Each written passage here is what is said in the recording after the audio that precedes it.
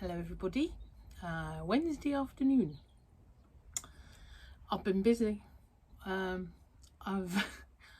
spent quite a while digging through all the stuff to find my City and Guild portfolios, hundreds of them, files, whatever you call them, hundreds, to see where all my old patterns were.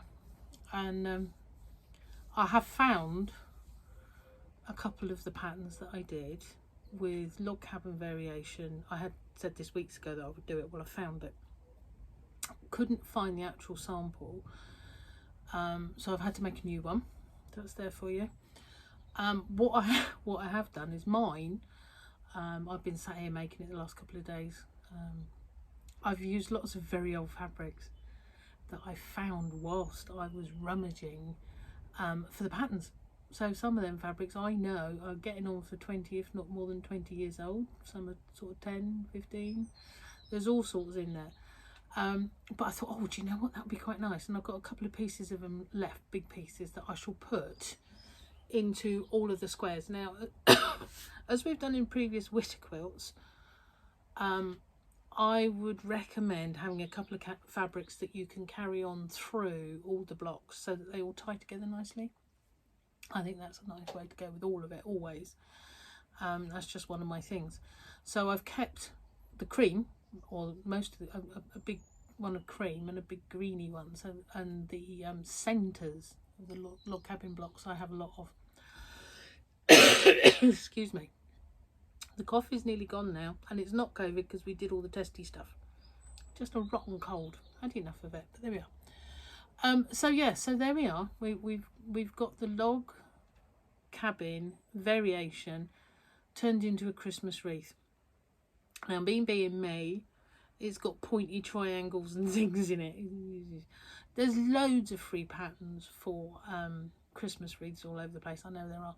So obviously this is another free one that I'm adding to it for all of you watching and doing and wanting.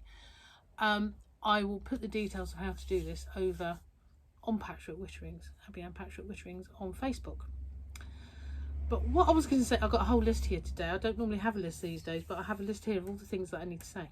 Because whilst I was making this, I've had odds and sods people coming in, picking up bits and disappearing, not staying because of the cold, but disappearing.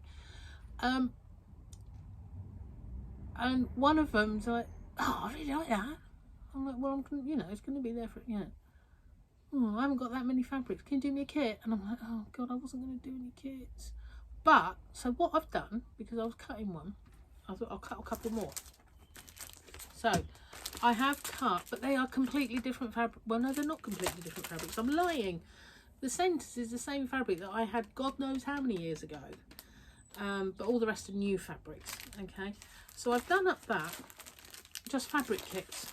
And then I thought, well, it's all very well. I'm going to put on lots of photographs and stuff on Facebook for you of the different how-tos, because I did find the original how-tos, and so I've updated them slightly. They're a little bit more.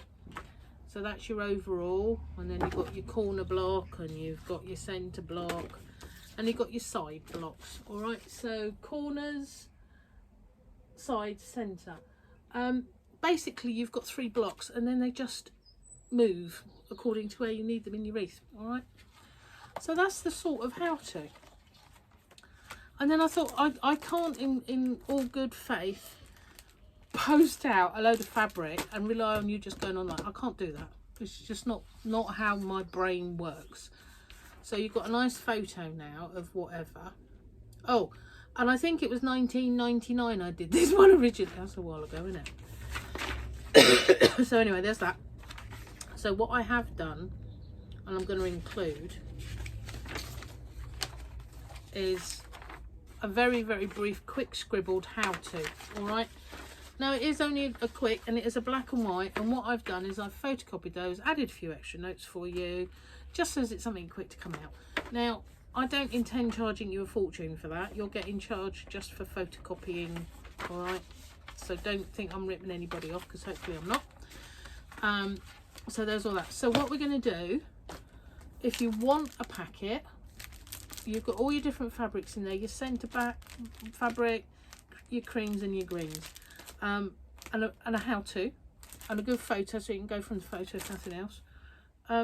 20 quid including postage. How's that? Is that a bargain? Seems good to me.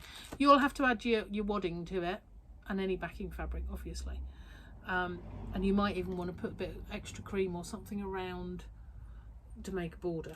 That's if you're going to do it as a panel, because actually it strikes me, I've done the kit up for this lady as a panel to hang on the wall, like a wall hanging. Yeah, I've done mine as the centre of the next Witter quilt. All right, so that's going to have loads added to it, but it would make a cushion cover or all sorts of things. But we've all got loads of greens or plains or whatever you can put with that to just bulk it out and do.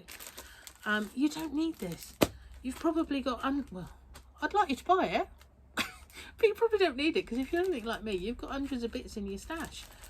I mean, that one came totally out of old bits and pieces that I found whilst I was, and I've got so much of that, it's frightening, but not enough to guarantee a few packs for people. So anyway, so that's what I'm doing. Now, as far as the actual making of it goes, you're making 9 little log cabins, yeah? And they're finishing 8 inches by 8 inches each, so an overall 24 by 24, because I figure actually that's quite good, because that allows us enough for a little sashing if we want it, and the blocks around it can be sort of 10 inches, which is a nice size, I reckon, for appliqué. That's the thought. Right, so and bearing in mind we're doing appliqué, so I actually intend appliqué on top of that. Yes, that's my centre basic, but it might be bells or nice big bow or something, or I might just hang Christmas decorations off it, or put some lights in behind it even. What the hell? There's all sorts of things that can yet happen to that. That's just the basis of what we'll be doing, or what I'm going to be doing. All right. Okay, so that's the centre of my block, but as I say, kits could be whatever else. So things to remember when we're doing this. Now, I'm saying this because of the kits.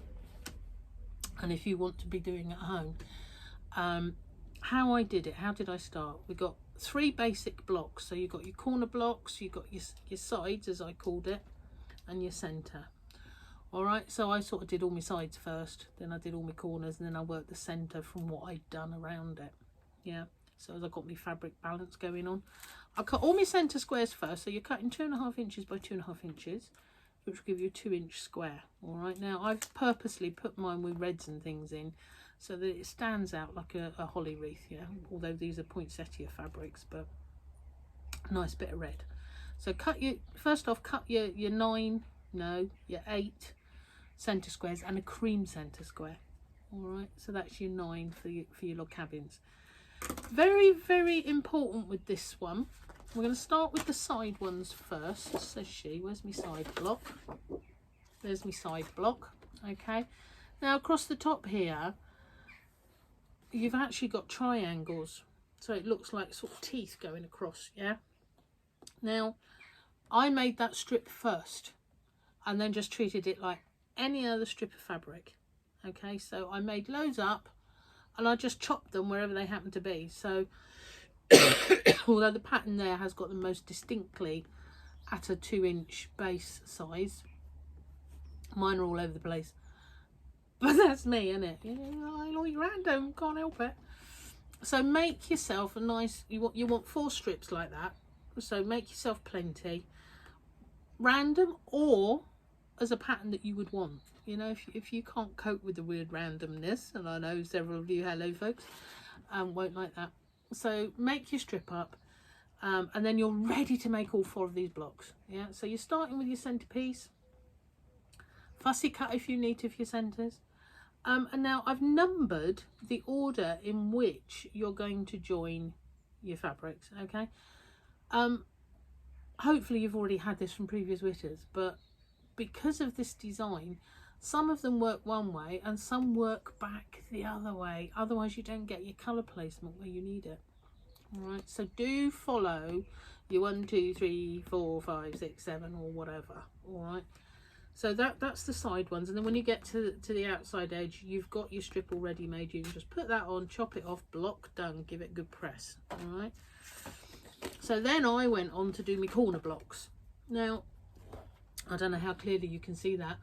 Half is green, half is cream. Now this is where I'm on about you've got to go in the right direction. All right, so this one I believe goes 1, 2, 3, which is the other way, I think, I believe.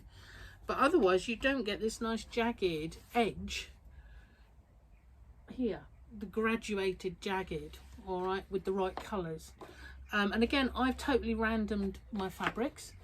Up to you. You could make them a distinct pattern. That would look nice too. So you could have 4 blocks the same there, 4 blocks of the same there, and then they will complement each other when you put them together. All right, but don't forget what we're doing is we're going to do 4 of them, and each one will get just twisted to where you need to put it. Same with that. All right, so you're placing them with the I'm going to say zigzags on the outside edge. All right, so there we go. So there's that and that. Now then we get our center. All right, so there's the center one. This is going to seem a bit alien making this one, because you're starting in the center with cream and you're just using creams or pales or all of one color for the first 2 rounds. And that's a little bit weird, it really is. And then the last 4 pieces are going to be a zigzag again. All right, so you might want to make them different to the others. You might want to make them all at the same time, so that they're just ready to whack together. Okay, and then that's your centre block ready to play with all the others. And then all you've got to do is put them all back together like you would any other blocks. All right, if you get any questions or queries, obviously shout me. I'm running through this a bit quick, but I would hope that you'll get the gist of it. I'm going to come down this list here because there's a few points as I was doing I wrote down to make sure, so I might have covered them already. We'll have a little look. Don't waste fabric when you're cutting your triangles. It's fine if you've got loads and you're using your own fabric. I've written that down because if you're using this, you've got 3-inch lumps of fabric off the bolt, so if you cut them in half, 1.5 inches, they'll be nicely ready for your 1 inches all the way round. Okay, so what you would want to do is make sure that your diamond is within that 1.5 inch. All right, so get it quite accurate if you can. You just don't want to be wasting fabric. It's just one of those things. It's actually quite intensive with seam allowances and joins and things. So I don't want you running out. If you've got too much, all well and good, you can put another border on. But if you've not got enough, I'll feel terrible. Okay, so don't waste your fabric. Right, so you've got enough for 2 strips of each. Yeah. Obviously be careful when you're cutting them, get them right. Cut your centres 2.5 by 2.5. Make strips first. Follow the numbers. I think I've covered that. Direction of them is very important. Right, so it could be a quilt, could be a cushion, could be a panel. You could even put that on the side of a nice bag if you made it a bit smaller. Who knows? You can make it bigger, whatever you want to do. Right, so includes your kit. Yeah, so your kit includes all your fabrics for the top. It has a copy of those that I just showed you, only in black and white, and a nice colour photo. And you're only getting charged for photocopying of that. You're not getting charged it as a pattern as I would normally, because it is a freebie. What else? Yeah, check the video for more how-to. Well, this is me doing you more how-to. 1/4 inch seam allowance has been allowed throughout everything. Okay, and do keep it accurate. Do your cutting accurate, like we always have done. Accuracy, it just helps everything slot together like building blocks. It'll be lovely. What else have we got? Oh yes, I've said about the appliqué. Oh, well, there you go. I didn't do too bad on that lot then, did I? As I was walking through it with you. Good. I do intend, as I say, putting appliqué on top of mine, but I'm going to wait until we've got our blocks going on for the rest of the quilt. Yeah, I have somewhere. Oh, they're indoors actually. I've got some small drawings coming on now as to what we're going to appliqué. All sorts of different things relating to Christmas. Okay, they're not going to be complicated, but I'm hoping that that's going to allow you to play, encourage you to play, make them complicated perhaps. Don't know, just a thought. Maybe you want to embellish, maybe you want to embroider, maybe you want to repeat things. There's all sorts of things we're going to be able to do with these. Okay, so if there's a particular sort of item you think you might like to see around there, maybe give me a suggestion on the comments here or over on Facebook Witterings. Yeah, as I say, I've got a list. I think I've done up about 12 different drawings, but they might not be anything that you want. All right, so give me an idea of what you're thinking would look nice around our centre.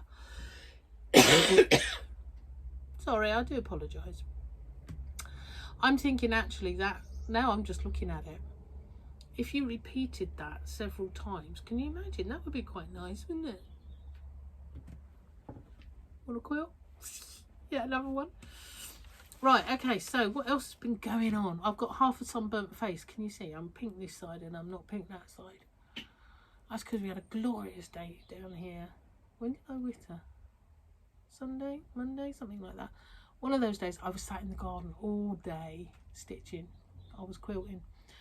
So the Tilda quilt with the new Tilda fabric maple farm that I've got here. The quilt top's made. Obviously it's all put together, and I'm about halfway through hand quilting it because there is a design within the quilting that people need to see.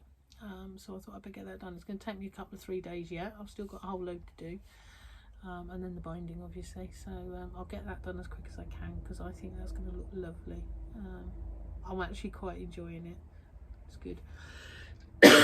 It's also another reason why this has been thrown together so quickly.